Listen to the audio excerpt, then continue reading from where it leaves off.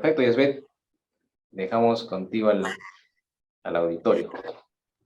Muchísimas gracias, Carlos. Muchísimas gracias a todos. Nuevamente es un honor estar aquí con ustedes. Y bueno, vamos a platicar entonces un poco sobre trabeculoplastía selectiva con láser. Como introducción, bueno, sabemos que el glaucoma es una enfermedad en constante movimiento y quisiera compartirles algunos puntos importantes de lo que ha estado sucediendo últimamente en este movimiento. En Estados Unidos, del 2019 al 2025, se espera que haya un incremento del 78% de las intervenciones para glaucoma, ya sea láser o procedimientos quirúrgicos, y en el 2020 se realizaron más de 2.4 millones. Yasbet, Vamos a iniciar de nuevo. Entonces les comentaba de estos puntos importantes de cómo el glaucoma se ha estado actualizando durante los últimos años, ¿sí? Y es que, por ejemplo, en Estados Unidos se esperó un incremento de un 78% de las intervenciones para glaucoma del 2019 al 2015, ya fueran estas láser o cualquier tipo de cirugía. Y para el año 2020 se realizaron más de 2.4 millones de láseres en todo el mundo. La mayoría de los tratamientos quirúrgicos de glaucoma también son realizados por oftalmólogos generales, hasta un 48%. Por eso es tan importante que nos mantengamos actualizados en nuestras nuevas técnicas, nuevas formas de entregar medicamentos y en todos los avances que se están realizando durante los últimos años en el estudio del glaucoma y en su tratamiento.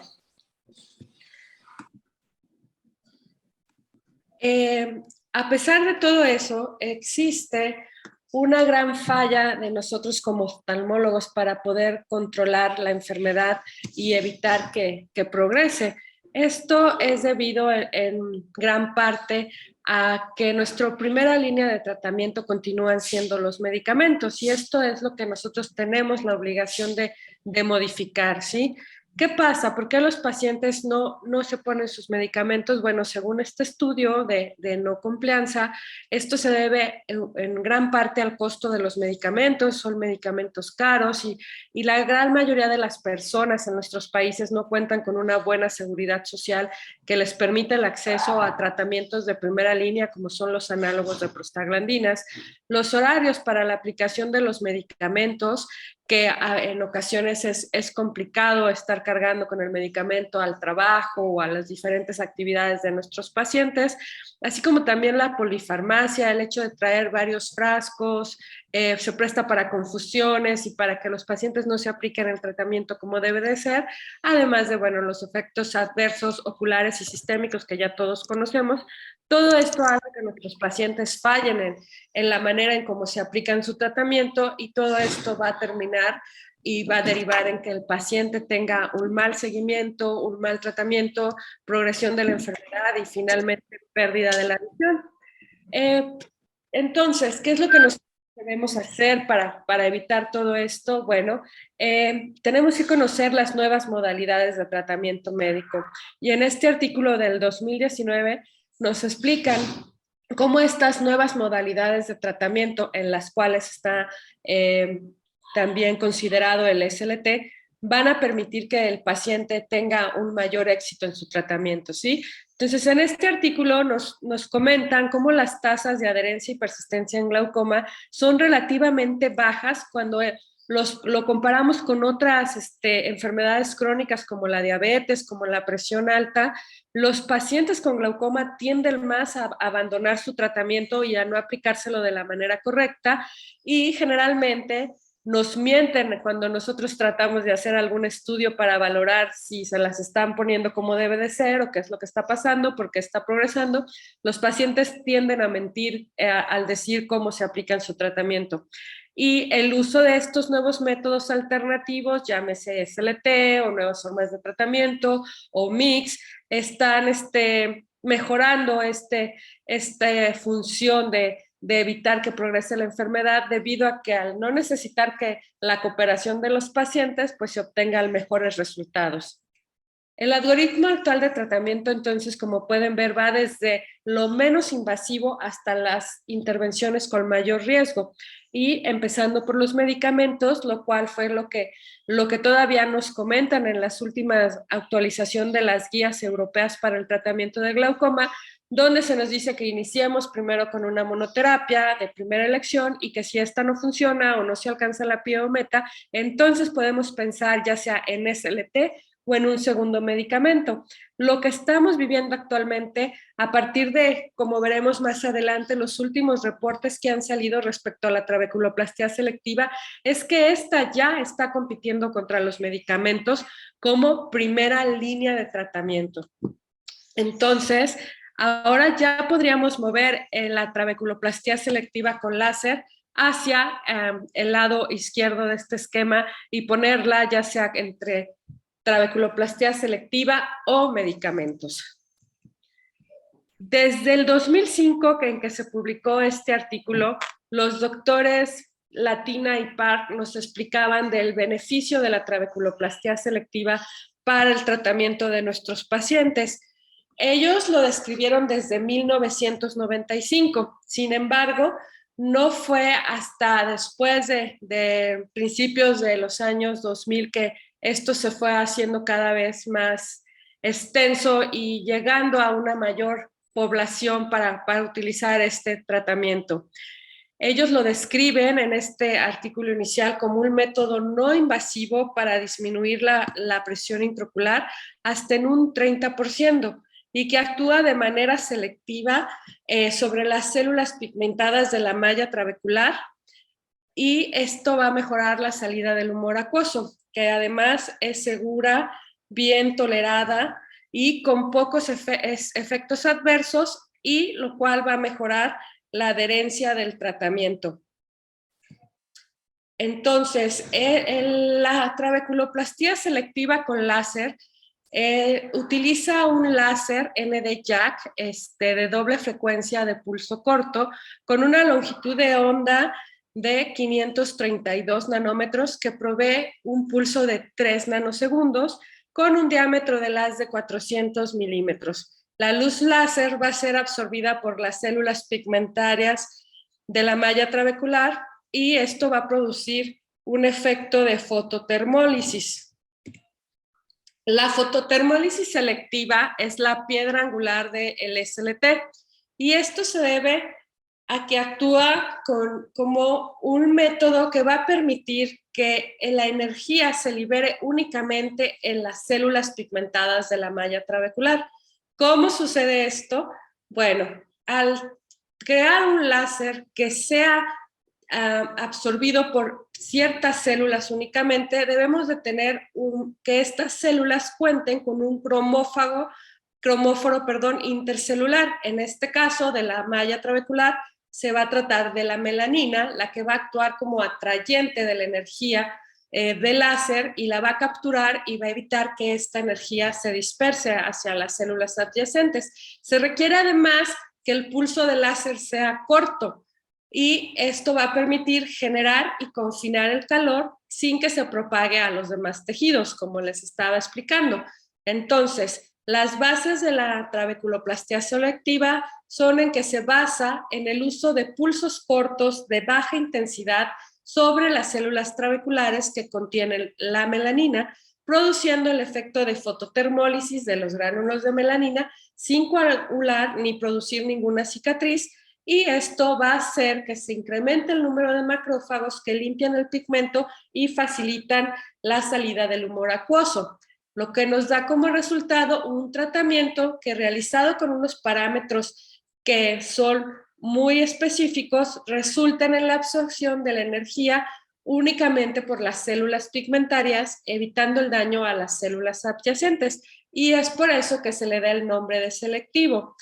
Antes de la trabeculoplastia selectiva teníamos la trabeculoplastia con láser de argón, que como pueden observar en estas imágenes del lado izquierdo tenemos un ejemplo del daño coagulativo y la formación de cráteres que producía el ALT en la malla trabecular, y del lado derecho observamos la fotografía del SLT o la trabeculoplastia selectiva donde podemos ver que no causa daño acumulativo, que existe un menor daño estructural y hay menos complicaciones, además de que es un procedimiento repetible.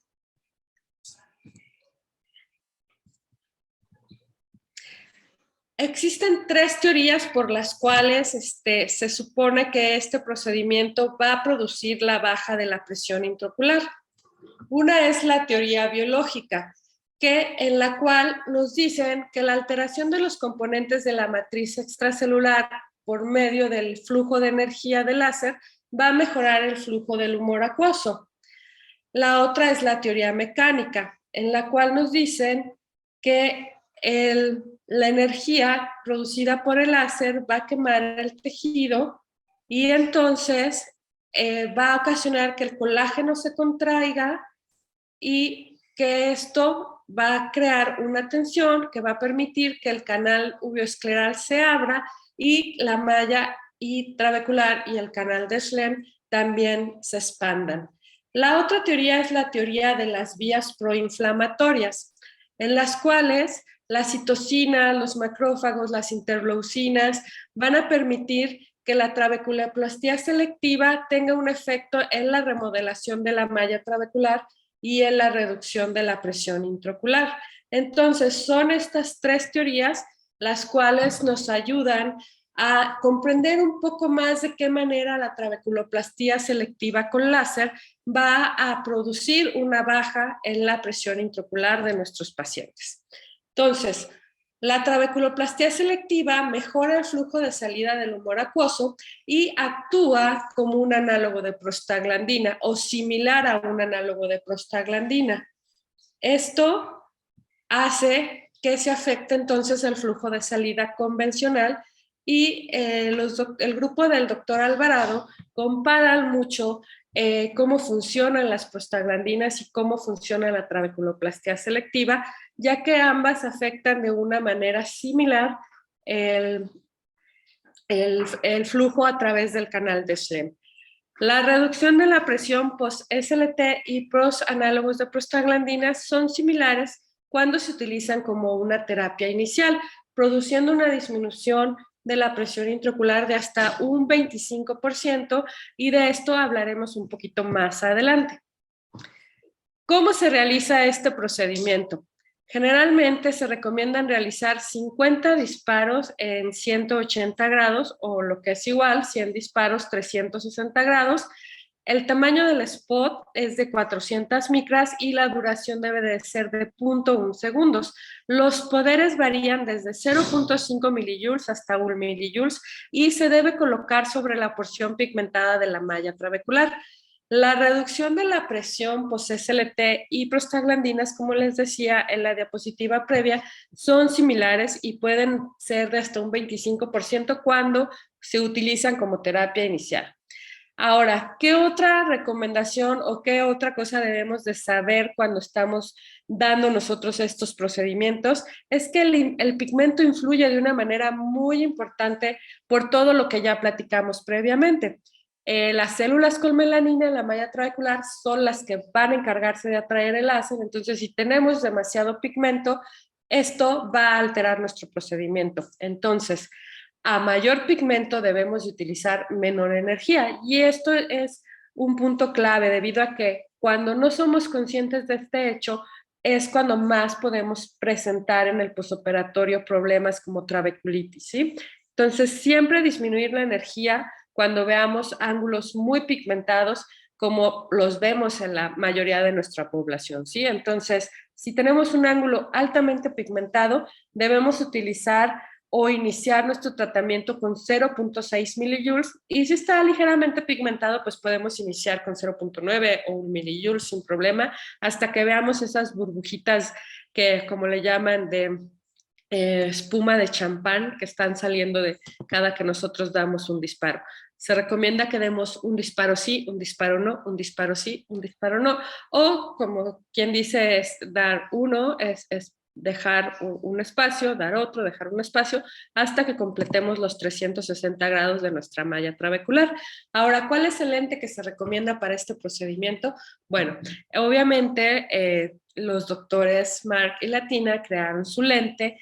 Es un goniolente especial para dar SLT, que bueno, la verdad es que yo lo he utilizado en pocas ocasiones. La mayoría de los centros donde se realiza el procedimiento no cuentan, al menos acá en mi país, con este lente, pero nosotros utilizamos un goniolente de 3 espejos, que sea especial para dar láser, y con ese nos podemos hacer el procedimiento sin ningún problema y sin necesidad de invertir en un lente diferente. Las indicaciones iniciales para dar trabeculeplastia selectiva son tratamiento inicial de glaucoma o pacientes con tratamiento máximo que no toleran los medicamentos o que les hace falta un discreto empujón para llegar a la presión intraocular meta. Entonces, podemos probar hacerles también una trabeculoplastia selectiva. Pacientes con hipertensión ocular también son buenos candidatos, y de hecho la mayoría de los estudios se han realizado en pacientes con hipertensión ocular o pacientes con glaucoma primario de ángulo abierto o glaucomas secundarios de ángulo abierto, y a estos en específico les va muy bien. Los pacientes con glaucoma pigmentario o con glaucoma por pseudoesfoliación son pacientes que responden de manera muy buena al tratamiento. Y bueno, lo que les comentaba, la intolerancia a los medicamentos también puede ser una indicación. Las contraindicaciones, bueno, son pacientes con ángulo cerrado, porque bueno, obviamente no se va a poder realizar el procedimiento. Pacientes con recesos angulares, que pues sean extensos, y los pacientes con uveitis, que actualmente ya es como una contraindicación relativa y ya se empiezan a ver en la literatura reportes de pacientes con uveitis en los cuales se les ha realizado este procedimiento, que bueno, generalmente son pacientes con uveitis inactivas y que han respondido bien al tratamiento. Ya desde la publicación de este artículo en el 2012, empezábamos a ver los resultados en cuanto a baja tensional producida por la trabeculoplastia selectiva. Como pueden ver, la mayoría de los autores concuerdan en que la disminución de la presión intraocular con este procedimiento en los pacientes que responden va desde un 25 a un 30% en el mejor de los casos, y generalmente la mayoría de los estudios la van a comparar contra un análogo de prostaglandina, y generalmente este análogo va a ser el latanoprost. Posteriormente, en el año 2019, en la revista The Lancet, se publicó este artículo que es actualmente como la base para cambiar el algoritmo de glaucoma y decir que la trabeculoplastia selectiva puede ser usada como primera línea de tratamiento para los pacientes con glaucoma. Y a partir de aquí, la Academia Americana de Oftalmología lo avala como tratamiento inicial, ¿sí? Entonces, esto es como el artículo más importante para el manejo de pacientes de primera intención con trabeculoplastia selectiva versus medicamentos. Es un artículo conocido como el estudio LIGHT y se llama trabeculoplastia selectiva contra medicamentos como primera línea para el tratamiento de el glaucoma o la hipertensión ocular, y es un estudio multicéntrico, controlado y aleatorizado. Este estudio está disponible para acceso de manera gratis y lo pueden encontrar en internet. Y bueno, les voy a hablar un poquito entonces del estudio LIGHT. Como les decía, es un estudio multicéntrico que fue realizado en 6 locaciones de Inglaterra. Es un estudio de evaluador enmascarado, pacientes vírgenes a tratamiento que tuvieran hipertensión ocular o glaucoma primario de ángulo abierto, sin otras complicaciones oculares, y que acudieran a revisiones en los periodos del 2012 al 2014. Y estos pacientes fueron aleatorizados, por un lado, a una trabeculoplastia selectiva como tratamiento inicial o al uso de medicamentos como tratamiento inicial. La edad de los pacientes tenía que ser mayor de 18 años y su agudeza visual tenía que ser mejor de 20/125 o de 6/36. La desviación media en el campo visual menor de 12 decibeles en el mejor ojo y menor de 15 decibeles en el peor ojo, sin antecedentes de cirugía ocular previa, excepto catarata, y que tuviera esta cirugía más de un año previo al estudio. podían elegirse uno o los dos ojos para estudio y el tratamiento médico tendría que ser escalonado también por un observador enmascarado. El procedimiento para estratificar la severidad de la enfermedad se utilizó la guía del Consejo Canadiense para la presión intraocular. La presión objetivo o la presión intraocular meta era en lo que se basaban para decidir si estaba funcionando o si se tenía que cambiar de tratamiento. Y esto debía de alcanzarse con un porcentaje de reducción de un 20 a un 30% de la basal y también los valores del umbral absoluto.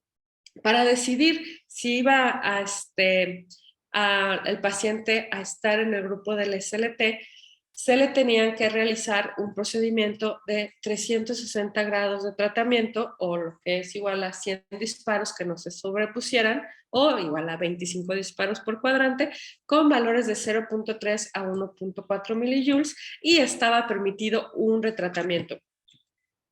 Para los pacientes que fueran elegidos para el grupo de medicamentos como primera línea de tratamiento, tenían que decidir cuáles iban a ser los medicamentos de primera línea y ellos optaron por los análogos de prostaglandinas. Como segunda línea, que se iba a utilizar cuando los pacientes estuvieran progresando o no se llegara a la presión intraocular meta, se iba a implementar el uso de beta bloqueadores y ya como tercera o cuarta línea se dejaban los inhibidores tópicos de la anidrasa carbónica o los alfa-agonistas.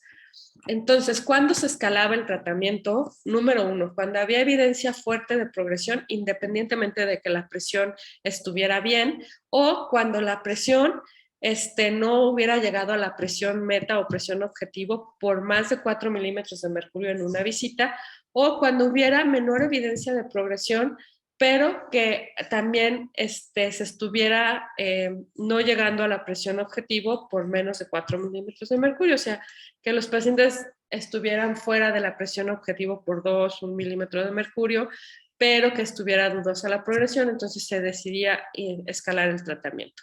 Los parámetros más importantes para ellos eran la efectividad del tratamiento, la presión intraocular meta, la agudeza visual y también la seguridad de los tratamientos, ¿sí? Entonces se le pedía, además de las exploraciones por los evaluadores enmascarados, que los pacientes reportaran los síntomas relacionados al tratamiento, que reportaran los pacientes su calidad visual y, bueno, también evaluaban el costo de los tratamientos para el sector salud para ver cuál tratamiento era más accesible para ellos o más barato para el sector salud para poder implementarlo en los pacientes. En total se juntaron 718 pacientes, o lo que es igual a 1,235 ojos. Estos 356 pacientes se fueron al grupo del SLT, 622 al grupo de medicamentos y no hubieron diferencias importantes en las características demográficas de base de los pacientes. A los 36 meses, basándose en la presión intraocular objetivo, de los 536 ojos que se evaluaron con SLT, 74% de los pacientes habían alcanzado su presión intraocular meta sin necesidad de tratamiento médico a los 36 meses. De estos 74%, el 76% solo se le había realizado un SLT y la presión objetivo se había mantenido o se había alcanzado en el 93% de las visitas. Hubo progresión en 23 pacientes y ningún paciente requirió cirugía adicional.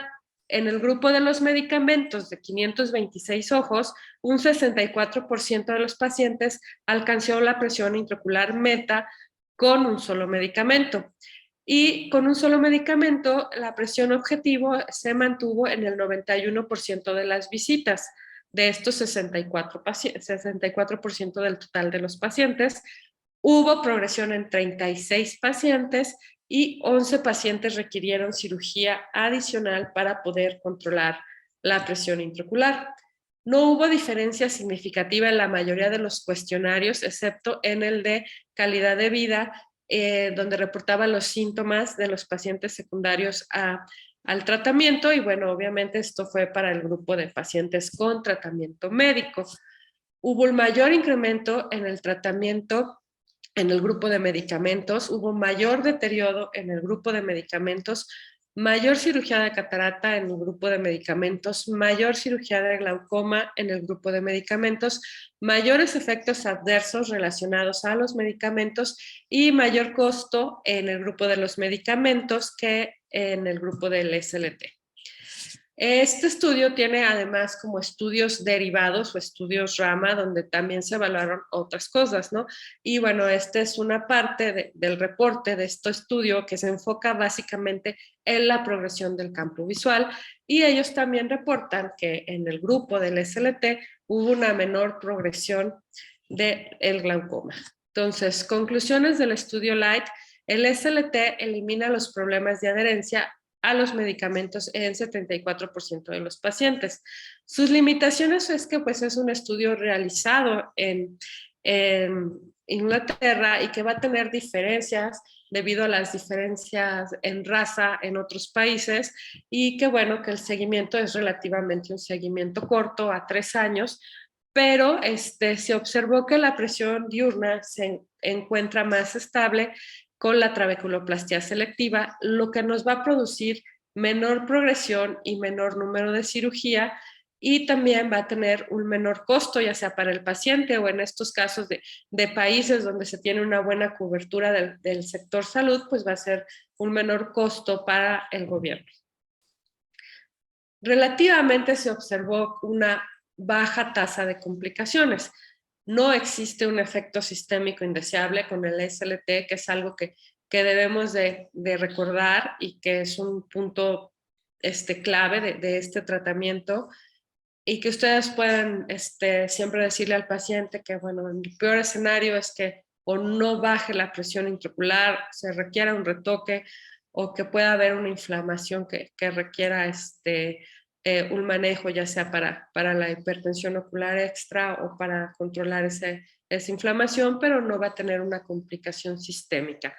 Puede haber picos de presión intraocular, esto está bien descrito hasta en un 5%, y generalmente estos picos se observan entre las primeras 2 horas posteriores al tratamiento. ¿Qué hacemos nosotros para evitar estos picos? Bueno, nosotros preparamos al paciente previamente con un hipotensor ocular, generalmente usamos brimonidina, terminando el tratamiento para evitar estos picos de presión, y en el instituto los pacientes se quedan y esperan 2 horas para que se les vuelva a tomar la presión y que no se nos vaya a ir por ahí algún paciente con un pico tensional importante. La iritis posoperatoria moderada generalmente resuelve con esteroides y existen casos raros de edema corneal que se han reportado y también casos de edema corneal persistente. Los picos persistentes de la presión intraocular hay que ser enfáticos en que generalmente se presentan en pacientes con glaucoma pigmentario, en los cuales no se ha hecho un ajuste en la energía que se está dando para realizar el procedimiento. Entonces, siempre utilizar menos energía y menos disparos en los pacientes con glaucoma pigmentario nos va a ayudar a evitar estos problemas. Y bueno, también hay reportes de daño macular que es muy importante que los tengamos en cuenta, ¿sí? Aquí les voy a presentar algunos de los reportes de estas complicaciones. Este es un reporte del 2005 donde los autores nos presentan 4 pacientes que tuvieron picos importantes de presión intraocular posterior a la trabeculoplastia selectiva y que, bueno, como pueden ver, son pacientes con mallas trabeculares muy pigmentadas. Estos tuvieron picos de que iban desde los 31 hasta los 65 milímetros de mercurio, estos inmediatamente posterior a la realización del procedimiento, y 3 de estos 4 pacientes requirieron que se les realizara una trabeculectomía para disminuir la presión porque no respondieron a tratamiento médico ni a tratamiento con acetazolamida oral o manitol y de plano terminaron en trabeculectomías de urgencia. Entonces, mucho ojo con los pacientes con mallas trabeculares pigmentadas. Otro daño también muy importante y que en este momento era el primer caso que se reportaba en el 2020, justo por el doctor Gerardo Ledesma Gil, es un daño macular permanente en una paciente que aquí lo que pasó fue que se iba a hacer una capsulotomía, sin embargo, se trataba de uno de estos modelos de láser que tienen el modo dual, donde tú puedes cambiar de jack hacia SLT, entonces no se fijaron, no hicieron el switch de SLT hacia jack para realizar la capsulotomía, y aunque el médico se enfocó en la malla trabecular, hubo un daño, pues no deseado hacia el área macular, y esto es porque cuando la función de estos láseres multimodales o duales está en el modo de SLT, ese jack va a actuar, va a tener un cambio similar al del láser de argón. Entonces, desgraciadamente, en esta paciente, que era una paciente operada de catarata con lentes multifocales, en las cuales pues era una cirugía perfecta y que la paciente estaba viendo perfecto y feliz, al momento de realizar la capsulotomía, pues quedó con un daño incapacitante de la visión. Entonces, siempre checar cuando tengan este tipo de láseres que tienen para jack y para SLT, que antes de realizar una iridotomía, una capsulotomía, estemos en el modo de láser correcto. Ahora les voy a hablar de qué es lo que sucede en la vida real, ¿no? Porque así como vimos el estudio live, tiempo después, un año después, este grupo de autores publicó sus resultados de trabeculoplastia selectiva también en Inglaterra, pero esta vez, tal cual como va, ¿no? En la vida real, sin grupos controlados, sin escoger a los pacientes, sin personal enmascarado. Y pues obviamente este estudio es un estudio retrospectivo, lo cual pues es una de las limitaciones, ¿no? Pero bueno, nos habla un poco de qué es lo que realmente sucede.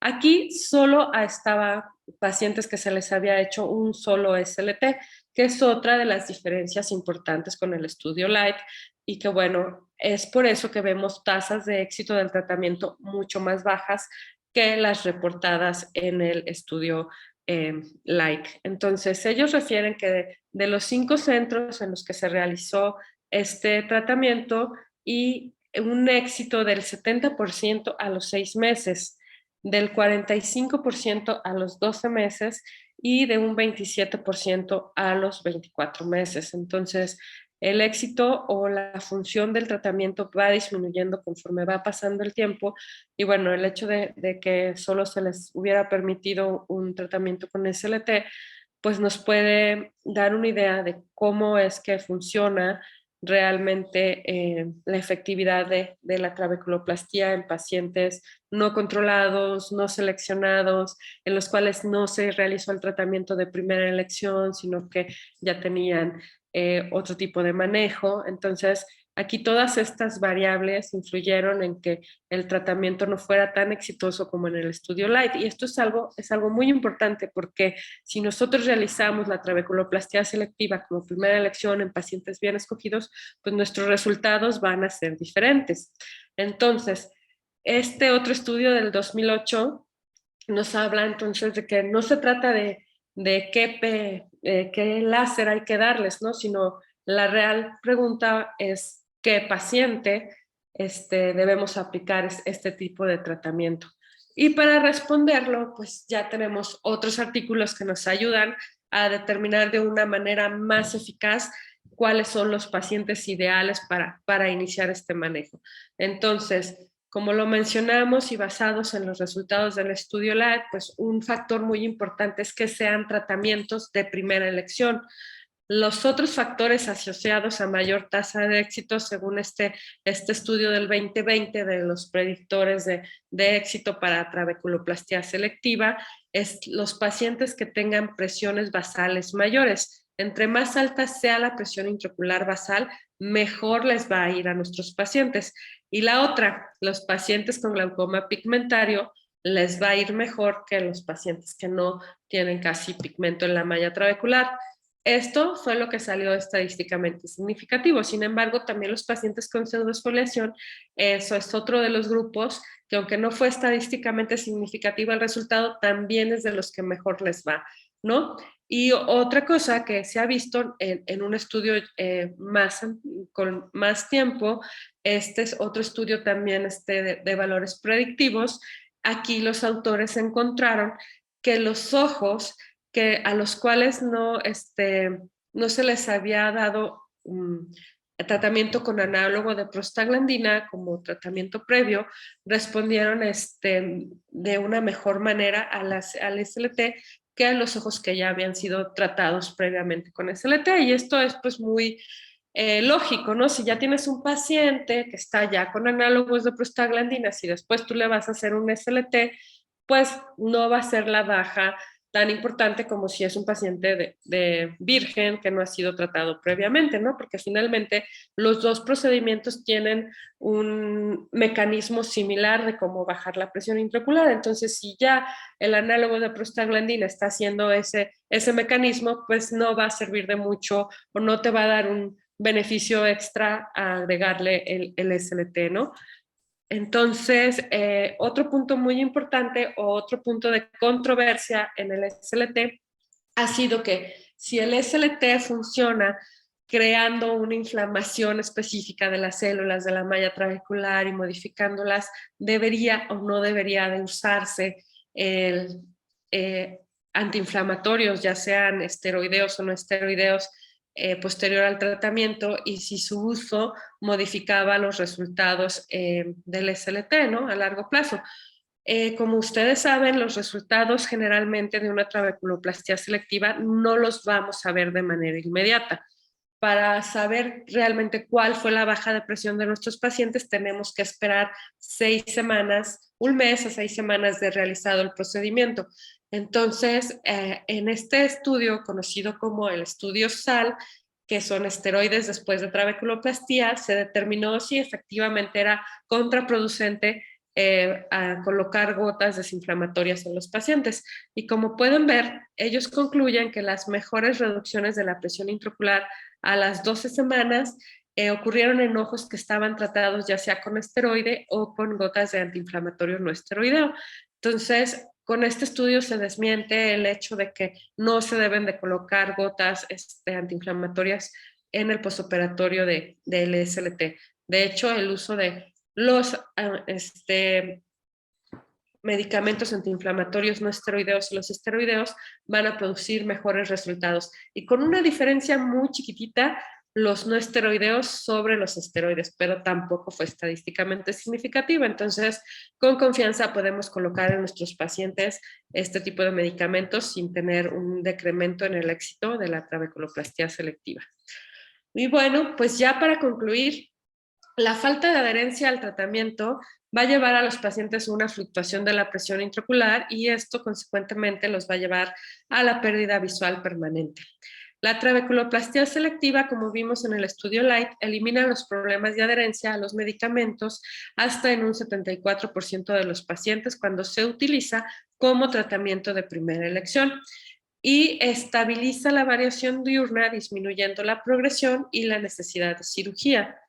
Con el SLT y los nuevos mecanismos de entrega de medicamentos, ya sean intracamerales o de todas estas nuevas formas que estamos observando en la actualidad, y la ayuda de la cirugía de glaucoma de mínima invasión, podemos tratar a nuestros pacientes de manera más temprana y entonces prevenir que a la larga los pacientes pierdan la visión.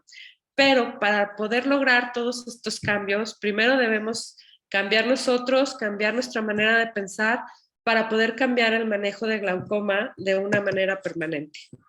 Y bueno, pues muchísimas gracias por su atención, les dejo mi correo y espero que les haya gustado la charla. Yasbeth, primero felicitarte por tu charla, por la brillante charla que nos has dado esta noche, muy explícita y muy clara, un buen resumen sobre todo el estudio LIGHT, que pues, como bien has dicho, es el estudio que prácticamente está llevando el curso del tratamiento, ¿no? Y que nos ha dado bastantes aportes, sobre todo en el tema digamos, del porcentaje de pacientes que deja de usar gotas. Son pacientes que más o menos un 75%, como bien lo dijiste, es que deja de usar Sí, 75, casi 75% de los pacientes, pero cuando se utiliza como tratamiento de primera elección, que creo que eso es muy importante. Por eso en el estudio del mundo real no funcionó de esta manera, porque pues eran pacientes ya multitratados, con enfermedades más avanzadas, con otros tipos de glaucomas, no fueron pacientes seleccionados con ángulos abiertos, sino que había de todo tipo. Entonces, sí, no confundirnos, porque luego eso es como lo que hace que la gente diga, ¿cómo pueden ser los resultados tan diferentes en el estudio de la vida real contra el estudio live? Bueno, pues porque en el otro estudio pues había de todo tipo de pacientes y solo se les daba un tratamiento. Entonces, ya cuando tú das otro retratamiento, sí hay una baja, importante también de porcentaje de pacientes que mejoran en cuanto a la baja de la presión intraocular. Y bueno, entre más pronto se dé, entre menos tratamientos haya tenido el paciente, les va a ir mejor. Y creo que esto es todo por el hecho de que la inflamación que producen los medicamentos, que pues todos sabemos, nos va peor en un paciente que vamos a operar y que tiene 3 medicamentos y mucho tiempo de usarlos, sus conjuntivas están totalmente afectadas y hay mucho más falla del tratamiento quirúrgico. También pasa con el SLT, ¿no? Si son pacientes ya con tratamiento por mucho tiempo, pues ya no van a responder como si uno lo hace de primera intención.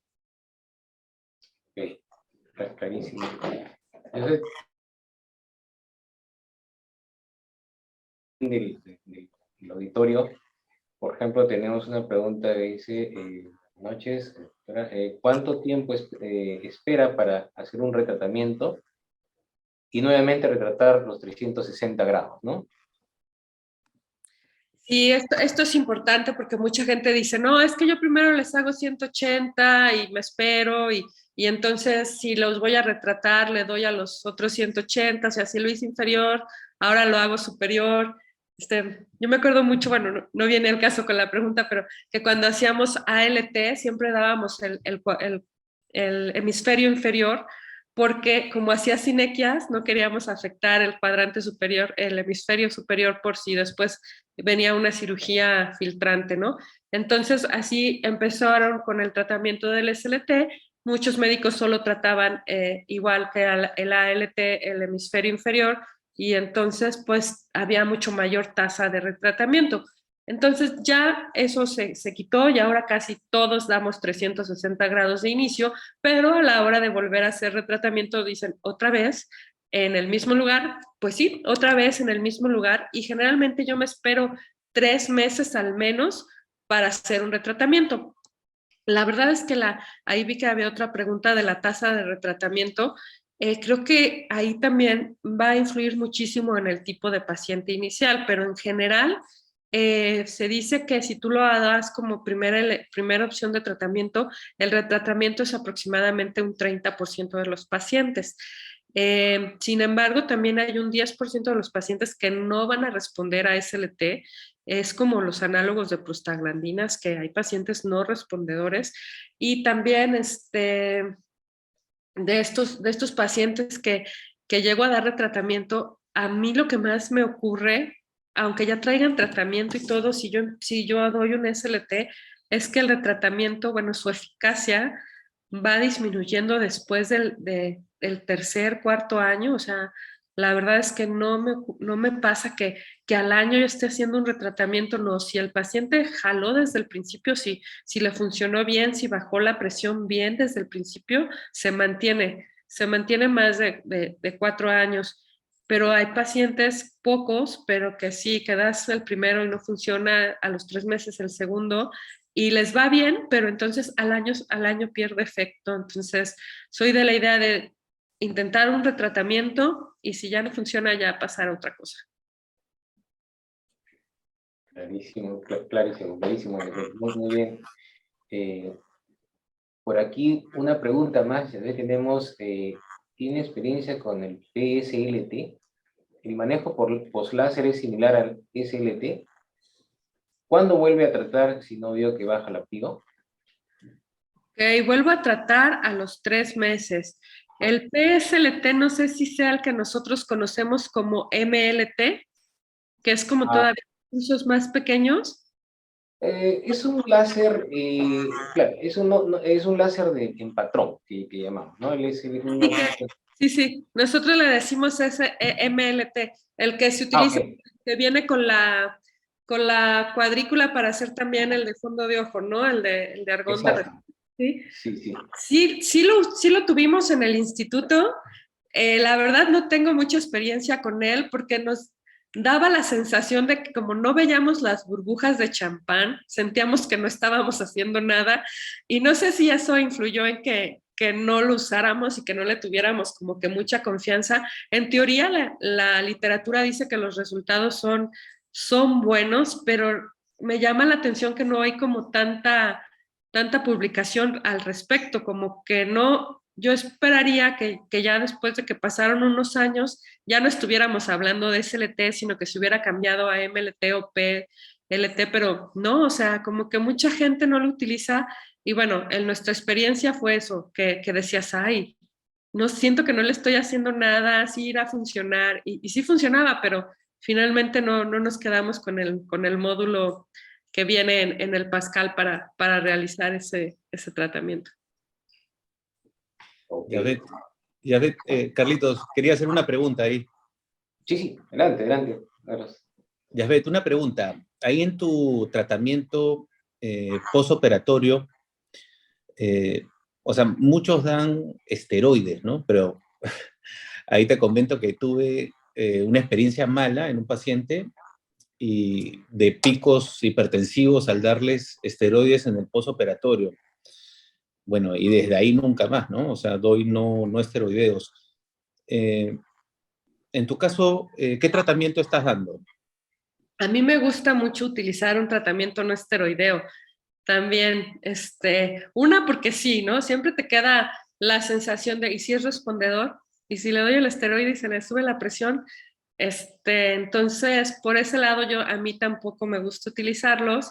Y como los resultados son similares en cuanto a eficacia del tratamiento, pues yo siempre utilizo un tratamiento no esteroideo, un AINE, y generalmente es pues ketorolaco o lo que tenga a la mano ahí en el consultorio para bromfenaco, es también Claro. es como lo que uso 3 veces al día, generalmente por 2 semanas. Sí, porque, o sea, yo creo que si los dos van bien, yo creo que como recomendación sería que no den un esteroideo, ¿no? ¿Para qué meterse en problemas, no? Yo peleo mucho con un colega que tengo muy querido que es su biólogo y glaucomatólogo y me dice, es que no le tengas miedo al esteroide. Y yo, no, es que sí, sí, sí. Sí, da miedo, ¿eh? No le tengo miedo, le tengo respeto. Sí, Entonces, claro.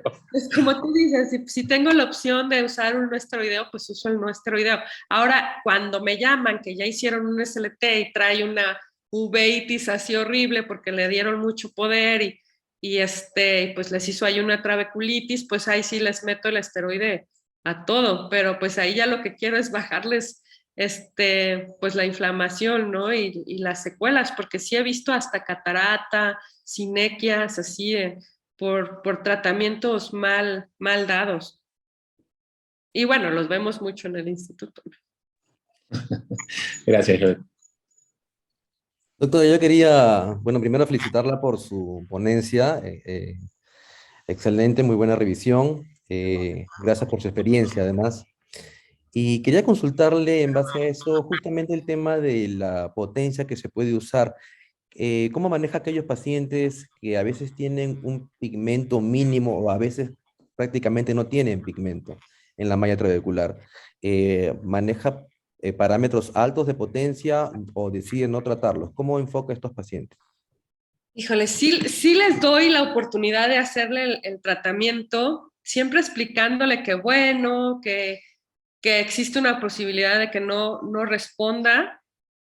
Generalmente en el instituto es muy fácil porque el costo del SLT es bien barato y pues los efectos secundarios son mínimos y si funciona les trae muchas ventajas a nuestros pacientes de escasos recursos que no tienen para comprarse los medicamentos. Entonces ahí sí se los hacemos y lo que hacemos o mi recomendación es no irme más allá de uno, aunque no vean las burbujas, o sea, no subirle más para no tener después inflamaciones.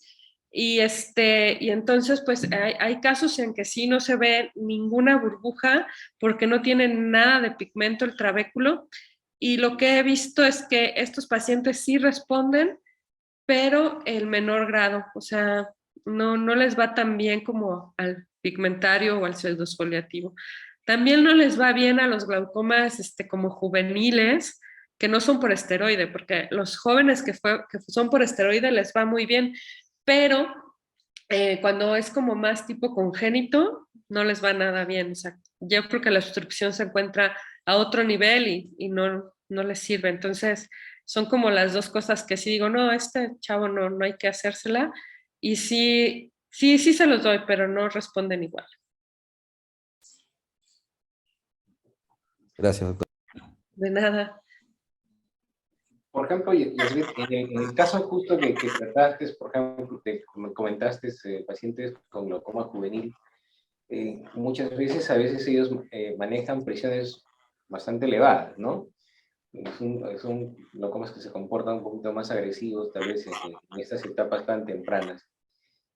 ¿Tienes algún, digamos, parámetro para decir aquí si en este grado de glaucoma juvenil sí le pongo, en este no? ¿Le pones a todos los juveniles o tienes algún parámetro con respecto a la presión ocular? ¿O cómo haces ese manejo? No, como lo mencionaba, no me gusta en glaucomas que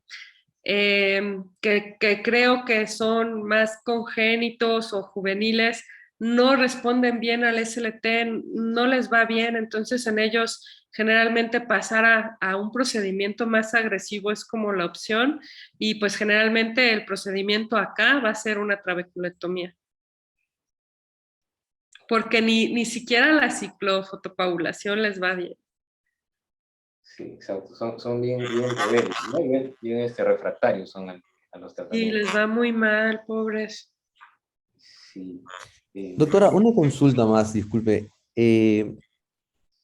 Cuando plantea un retratamiento, cuando ha visto un mal resultado o no lo suficiente, ¿cuánto espera o cuánto ha tenido en su experiencia? ¿Qué porcentaje adicional consigue de disminución de presión? O cuántos de los tratados logran más o menos la presión objetivo en el segundo tratamiento? En el segundo tratamiento yo creo que un 50% logra una disminución del 30%, que es como lo esperado.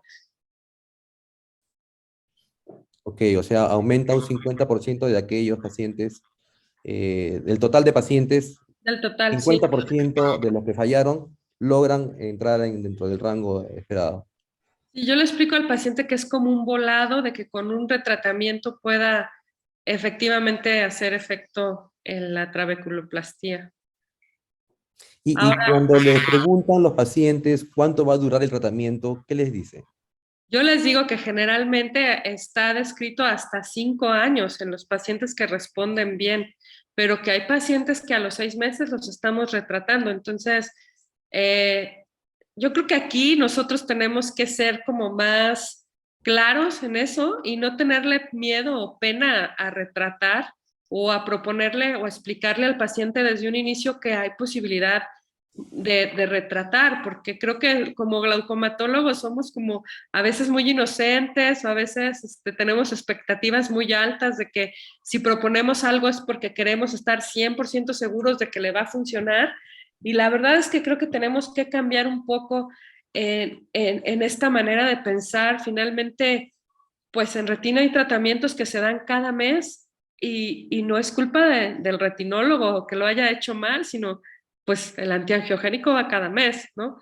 Entonces nosotros tenemos que decirles a los pacientes, mira, este tratamiento es una opción, puede que te funcione 5 meses, puede ser que no funcione y que no hagamos ya nada más, porque si no le bajó nada, pues tampoco le voy a proponer un retratamiento. Si veo que le bajó, pero que está perdiendo como la eficacia, o sea, como que a las 6 semanas funcionó y luego poco a poquito va perdiendo la eficacia, entonces ahí propongo retratar y es generalmente a los 3 meses, pero sin temor a decirle al paciente que existe la posibilidad de hacer el retoque. Claro, lo importante no es ser claro con el paciente, ¿no? Decirle realmente cuáles son sus posibilidades. Además, es una terapia bastante inocua y de alguna manera fácil de realizar, ¿no? Se realiza en un consultorio, no estamos metiendo al paciente a sala de operaciones. Un retratamiento hasta es bastante bien visto por el paciente si va a estar dejando de usar colirios como, como se le podría plantear, ¿no? Sí, y obvio les doy siempre la opción, así paciente nuevecito que va siendo recién diagnosticado, se les dice, a ver, están estas dos opciones, puedes usar medicamentos o podemos de entrada hacerte este tratamiento y se les explican pros y contras. Todavía mucha gente se va por las gotas, la verdad es que sobre todo el medio privado prefieren iniciar con tratamiento. Creo que el paciente de instituto es mucho más noble y entonces cuando tú le explicas, dice, no, sí, de una vez el láser, eh, y es ahí donde hemos tenido como un boom en este tratamiento, pero en el medio privado generalmente eligen muchos la gota y bueno, no falta el que te dice, no, es que a mí se me va a olvidar la gota, mejor probemos el láser. Entonces, es una decisión que tomamos entre los dos y creo que eso es lo que al final va a hacer que el paciente siga contigo con confianza y que no vea como un fracaso el que el tratamiento no haya llenado sus expectativas, porque siempre fuiste clara en decirle, mira, y si va a bajar tanto, no esperes y puede ser posible que necesites una gota y platicarlo bien, o sea, sentarse y tomarse el tiempo de explicarle todo lo que puede suceder. Claro que sí. Gracias, doctora. De nada. Y sí, muy clarísimo. Esa parte sí es bien importante conversarla con el paciente, ¿no? Así como también las bondades, como bien lo comentaste, ya en el estudio live, que también es un tratamiento que tiene, vamos a decir, menos riesgo de, bueno, el optar por un láser también tiene menos riesgo de progresión del campo visual, ¿no? Como bien lo tocaste en el estudio live. Es algo que también es importante, ¿sabes? Porque muchos pacientes también a veces no tienen buen cumplimiento, como bien lo dijiste, y este láser puede, digamos, tener más permanente el control de la presión y evitar así la progresión, como lo explicaron en el estudio live. Sí. Y también otra cosa que también son pacientes que requirieron menos cirugía de catarata también, ¿no? Ya que las gotas tienen de todas maneras un componente cataratogénico, digamos, como sabemos, por alteración del tumor acuoso, y pacientes con el SLT requirieron menos porcentaje de cirugía de catarata. Y de ojo seco, que ahorita también está de moda, ¿no? Entonces, es otra buena razón para usarlo. Exacto, exactamente. Muy bien, Yasvet, muy interesante la plática. No sé si por aquí tengamos alguna otra pregunta más para Yasvet.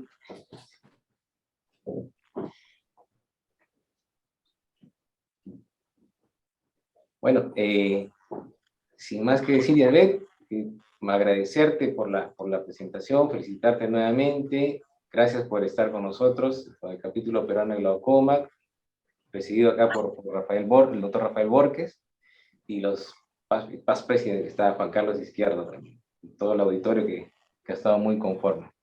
Muchas gracias, Yasvet. Te mando un abrazo. Un abrazo a todos, muchas gracias, doctor Bojorges, muchas gracias, doctor Izquierdo, doctor Rospigliosi, un placer verlos, espero que pronto nos veamos en persona y un abrazo allá a todos mis amigos peruanos y buenas noches. A usted, doctora, muchísimas gracias por darse el tiempo y compartir sus conocimientos con nosotros. Un fuerte abrazo también. Un abrazo, descansen. Gracias. Gracias, David. Cuídate. Gracias.